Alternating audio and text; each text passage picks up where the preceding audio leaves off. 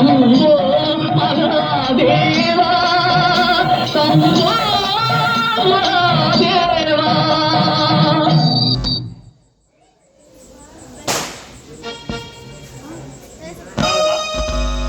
உன் கானத்தை இனிமை கேட்டு யாம் மகிழ்ந்தோம். 3 தமிழும் கசடர கற்ற கலைத்தாய் குமரா, சிரஞ்சீவி நாரதா, நடந்தானே சத்தியலோகத்தில் உன் தாய் வெண்டாமலை வீணையா யாவரும் நடந்தானே. நலத்துக்கு என்ன குறையணி, அங்கே யாவரும் நலமாகத்தான் இருக்கிறார்கள். என்ன நாரதா, உன் பேச்சிலே சற்று சலிப்பு தப்பே தெரிகிறது, விளக்கம் தேவை. வேறொன்றும் இல்லை வேதநாயகா, தங்களுக்கு தெரியாதது ஒன்றும் இல்லை. நாரதா, சுற்றி வளைக்காமல் விஷயத்தை விளக்கமாக சொல்லிவிடுகிறேன் ஐயனே. குமர கடவுளால் சம்ஹாரம் செய்யப்பட்ட சூரபத்மனின் மறைவிற்கு பிறகு தேவலோகத்தில் எல்லோரும் நலமே. ஆனால் பூலோகத்தில் தான் என்ன? பூலோகத்தில் அசுரன் யாராவது அவதரித்து விட்டானா? ஆமையனே, மக்களிடையே அசுரத்தனம் அதிகமாக குடிகொண்டு விட்டது. உலகில் சைவத்தின் ஒளி மங்கிக் கொண்டே செல்கிறது. தர்மம் அழிந்து அதர்மம் தலைவரித்து பேயாட்டம் ஆடுகிறது. நீதி அங்கே சென்று கொண்டிருக்கிறது. குறிப்பாக சொல்ல போனால் உருவாக்கியவர்களே இல்லை என்று சொல்கிறார்கள். காவியை பார்த்து கருப்பு கேலி செய்யும் நிலைக்கு வந்துவிட்டது. என்ன செய்வது நாரதா? என்ன செய்வது? நல்லது என்று ஒன்று இருந்தால் கெட்டது ஒன்று இருக்கத்தான் செய்யும். நீ சொன்ன இருள் அதுதான்.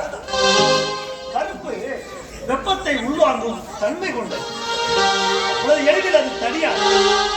எதிர்ப்பு என்று ஒன்று இருந்தால்தான் வேகமும் வளர்ச்சி அதிகரிக்கும். அதை அதன் போக்கிலே விட்டு பிடிக்க வேண்டும். இருப்பினும் படைத்த எம்மையே எதிர்க்க துணிந்தான் சூரபத்மன். முடிவில் எம்மால் உருவாக்கப்பட்ட குமரனால் அவன் அழிந்தான். ஆவண செய்வோம். இப்பொழுதே நான் பூதர்களை தலைவரை அளிக்கிறேன், அனுப்பி வைக்கிறேன்.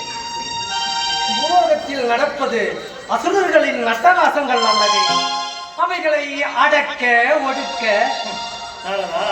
எதையும் எடுத்தோம் கவிதைகள் செய்து வருவார். அதன் போக்கிலே விட வேண்டும். நான் பார்த்துக் கொள்கிறேன்.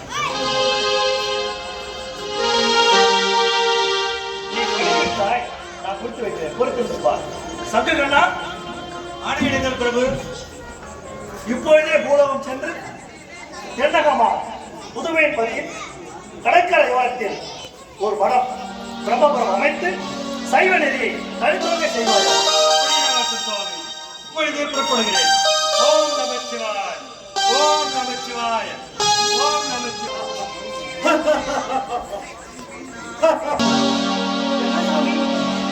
கைலாயத்தையே நடுநின்று செய்கின்ற இந்த சிறுபொடி சம்பளம் எங்கிருந்து வருகிறது?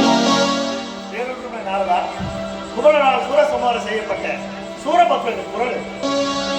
சூரனின் மகன்தான் முடிந்தாயிற்றே.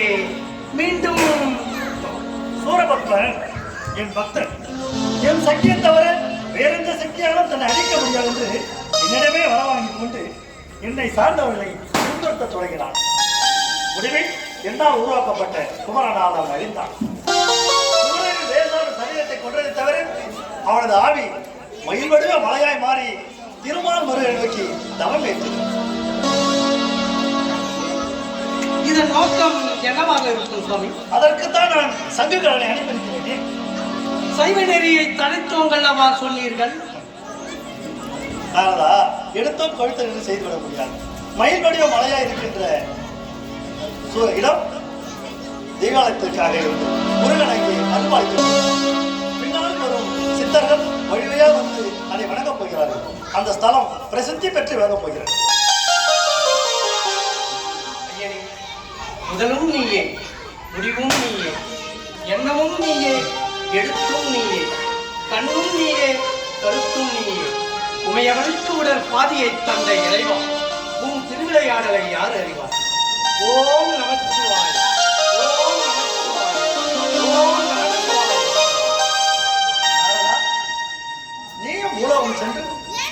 அண்ணனுக்கு அவ்வப்போது தேவையான உதவிகளை செய்து வருவாயாக. நானா? தொடங்கியிருந்தானே முடிக்க வேண்டும். நான் பார்த்துக் கொள்கிறேன். சென்று வா. சித்தம்மையனே, நான் வருகிறேன்.